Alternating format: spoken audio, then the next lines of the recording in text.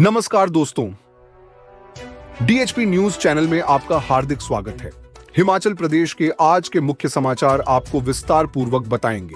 खबरों की शुरुआत करने से पहले आप सभी से निवेदन है कि डीएचपी न्यूज को सपोर्ट करने के लिए आप मेंबरशिप ज्वाइन करें।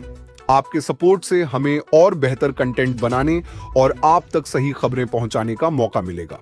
तो पेश हैं आज के मुख्य समाचार। 42 डिग्री पार पहुंचा पारा, पहाड़ों में भी गर्मी का कहर। हिमाचल प्रदेश अब भीषण गर्मी की चपेट में है और हालात ऐसे बन गए हैं कि पहाड़ों में भी तपिश साफ महसूस की जा रही है।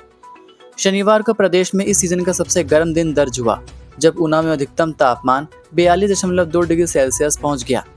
इसके साथ ही निचले और मैदानी इलाकों में गर्मी ने लोगों का जीना मुश्किल कर दिया है। पूरे राज्य में ऊना सबसे गर्म रहा। इसके बाद कांगड़ा में 36.1 डिग्री, सुंदरनगर में 36 डिग्री, बरठी में 35.9 डिग्री, मंडी में 35.1 डिग्री, सोलन में 33.4 डिग्री और अधिक जानकारी के लिए आप यहां पर देख सकते हैं। वहीं गर्मी का असर अब रात के तापमान में भी दिखने लगा है। न्यूनतम तापमान लगातार बढ़ रहा है, जिससे लोगों को रात में भी राहत नहीं मिल पा रही।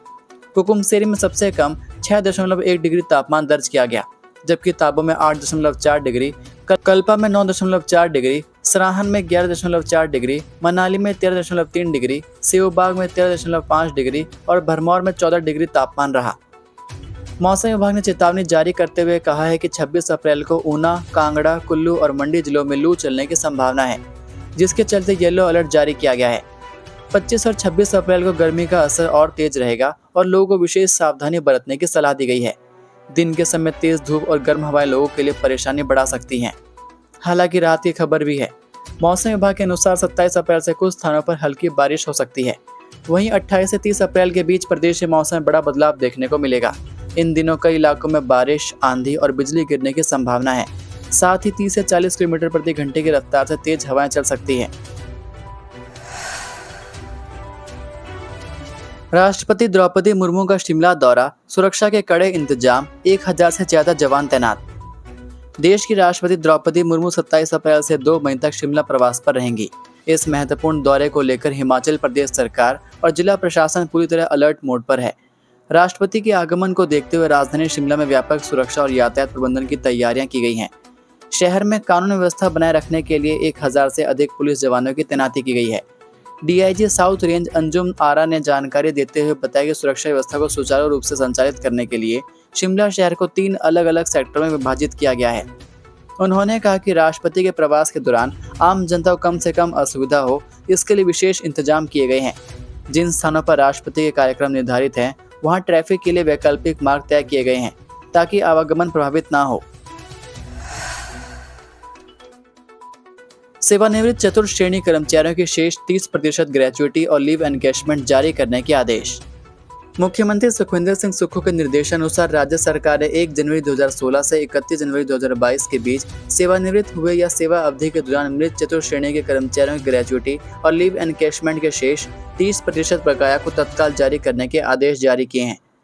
प्रदेश सरकार के प्रवक्ता ने यह बताया कि राज्य सरकार पहले इस अवधि के दौरान अंतिम राहत के रूप में पहली, दूसरी और चौथी किस्त तथा मूल पेंशन और मूल पारिवारिक पेंशन पर महंगाई भत्ते की 12 किस्तों का भुगतान कर चुकी है, जिन्हें पेंशन पारिवारिक पेंशन के बकाया के साथ समायोजित किया जा सकता है।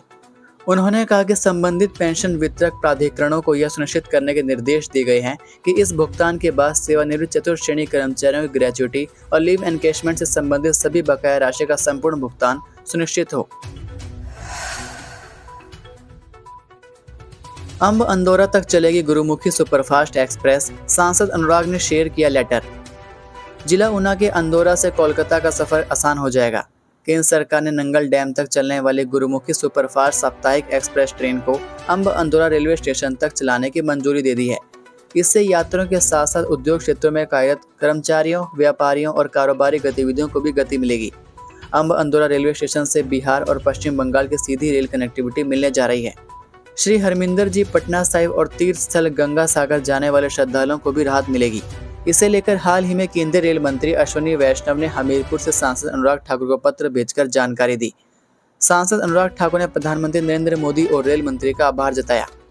अब अंबाला रेलवे मंडल की ओर से ट्रेन का नया शेड्यूल जारी किया जाएगा। इसके बाद ट्रेन का संचालन अंब अंदौरा रेलवे स्टेशन तक शुरू होगा। इससे ऊना, अंब, गगरेट, टाहलीवाल और मेहतपुर जैसे औद्योगिक क्षेत्रों को सीधा लाभ मिलने की उम्मीद है।